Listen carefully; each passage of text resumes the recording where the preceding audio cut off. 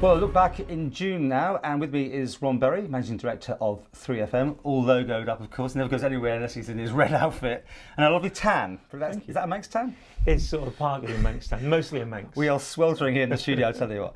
So anyway, nice to get you in, because I've been trying to get you for some months. You are a busy boy.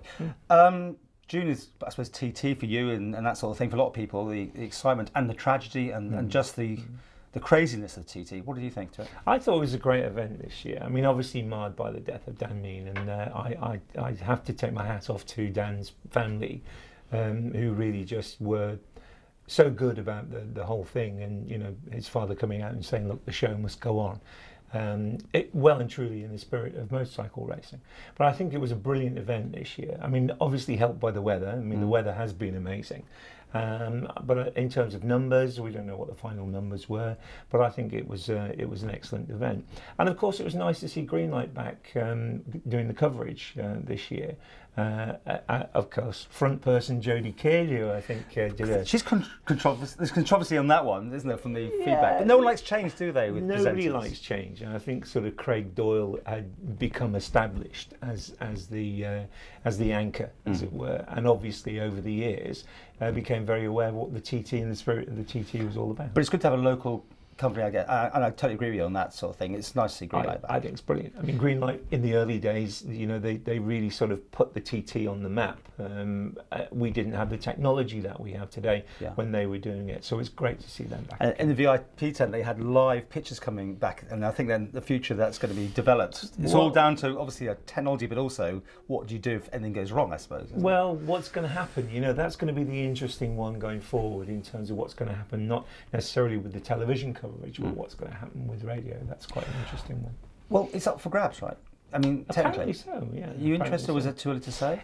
You know, from a 3FM point of view, it would be something that would be not difficult for us to do. We could do it. I mean, George Ferguson and I actually started Radio TT, if you remember, in 1987. Yes. But I think it's a different world today. Technology makes it completely different. So I think one has to look at what's required these days from actually coverage of the TT. And the most important thing really becomes the race broadcast.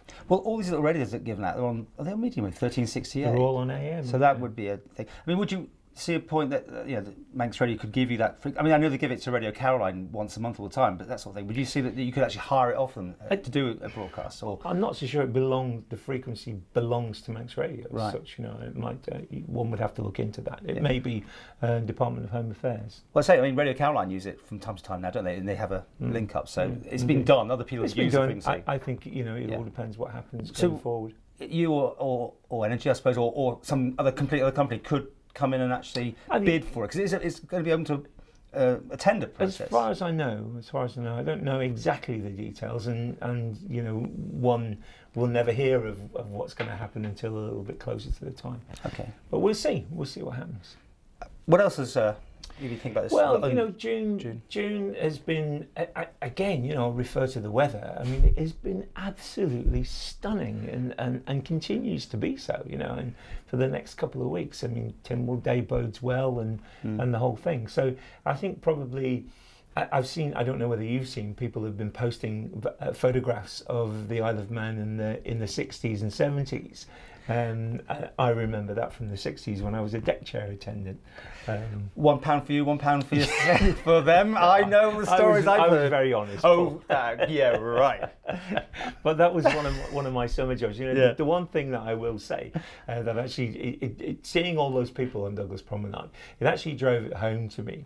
You know, back in the day here on the Isle of Man, when I was a kid here, everybody had two jobs. Yeah. Everyone had two jobs. You worked during the day, and then you either went out collecting glasses or served behind a bar, or you're working in the Lido, or I was a bingo caller, you know. Oh yeah. Oh, I didn't know that. In Strand Street for what is now, I think, was the Ann Summers shop up above there.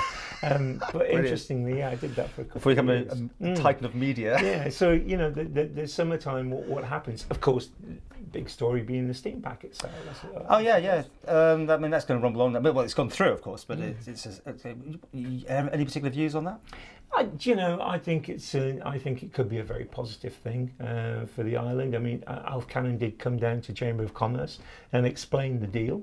It seems like a good deal, and I think for the island to be in control of its own, if you like, communication in that way, is a good thing, is a very good thing indeed. So I think, you know, all in all, I think it'd be a positive move. But it's nice to see government stepping up and actually doing something. Oh, okay. But how far do you extend that? Would you have the airlines under sort of government control, like in Guernsey, you know? Well, or you know, it could have happened many years ago. I think when Manx Airlines were getting ready for sale, you know, Michael Bishop was selling British Midland, I think it was at the time, and Manx Airlines being part of that. And I think there was an opportunity then, so we got back into the sort of. It's crazy to believe, isn't it? 3 slots into London Heathrow, the Isle of Man had with Manx Airlines at one stage. Yeah, 3. Yeah. I mean, that was the that's value. why I bought it. That's why I bought it.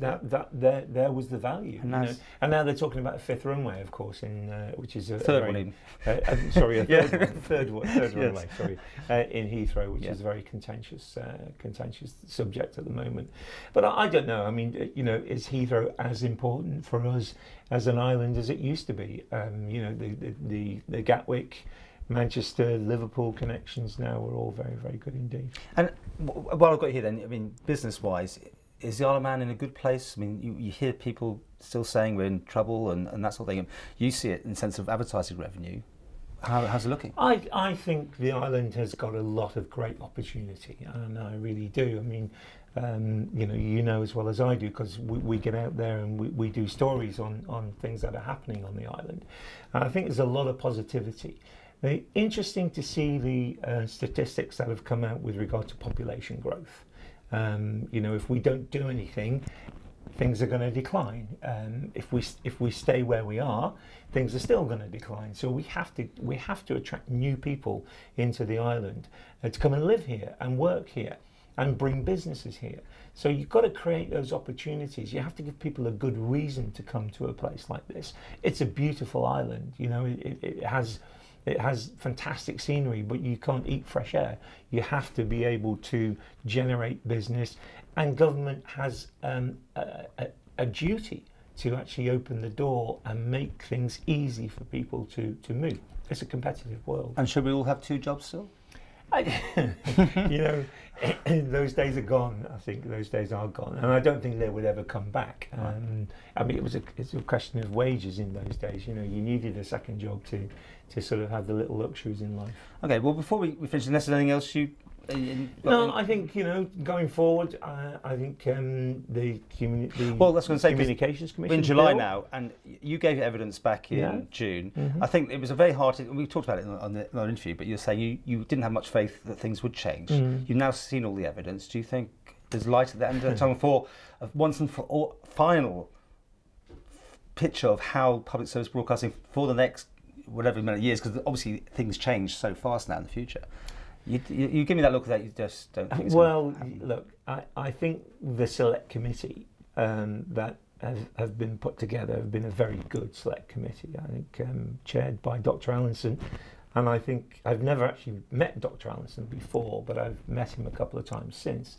I think he's asking the right questions. I think his drive is in the right place, I think. I think Tim Crookall has also, obviously, you know, being a Manxman, has got a long history, a lot of knowledge in terms of what he's doing. He's a long-time politician, as with Julian Watterson. So, as a group of people, I think possibly there may be something that will come out of it. What would you like?